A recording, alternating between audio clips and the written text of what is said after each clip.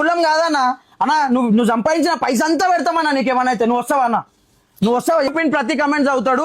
మీరు ఒక్క సెకండ్ మీరు కాదనుకొని ఆయన హెల్త్ కోసం ఆయన మన మధ్యలో ఉండాలా, ఆయన ఇట్లా కేర్ చేస్తలేడు. సినిమా అంటుండు, టెన్షన్లు అంటుండు, బిజినెస్ అంటుండు, ప్రతి యూట్యూబ్ ఛానల్ గురించి ఆలోచిస్తుండు, కానీ ఆయన గురించి ఆయన ఆలోచించుకుంటలేడు.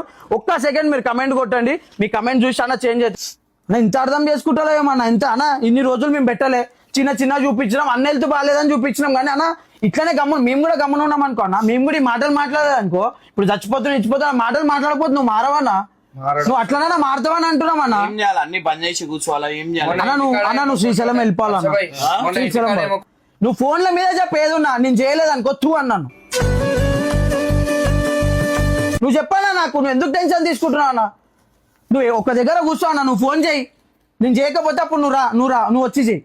శ్రీశైలంలో ఉంటే ప్రశాంతంగా ఉంటది. శ్రీశైలంలో నువ్వు అక్కలతో నుండు, కేపర్ నుండు, నువ్వు ఉన్న 3-4 రోజులు నీ అప్డేట్ చూసి చెప్తా అన్న. నువ్వు ఎంత హ్యాపీగా ఉన్నావాడా, నువ్వు ఏ రోజు ఈడలేవు అట్లా అన్న. ఇంట్లోకే పోమ్మంటున్నా, ఎందుకు అంటున్నా అంటే ఈడ ఉంటే అదే టెన్షన్. పొద్దున 5 గంటల నుంచి రాత్రి మళ్ళీ పండుకునే 2-3 గంటల వరకు అదే టెన్షన్ ఉంటది అన్న. నువ్వు కొన్ని రోజులు ఇది వదిలేసి బయటికి అన్న, ఈడ ఏ పనున్నా మేము చేస్తామన్నా, మేము అందరం ఇన్నే ఉంటాం అన్న. నువ్వు హ్యాపీగా ఉన్నా పోయి ఒక 1 month 2 months అన్న సెట్ అయిపోతుంది అన్న. జాండీస్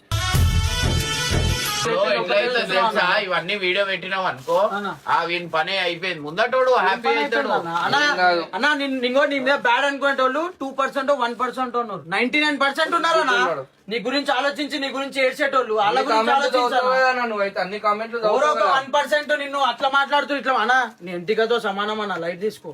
మనకి 99% ఉన్నారు.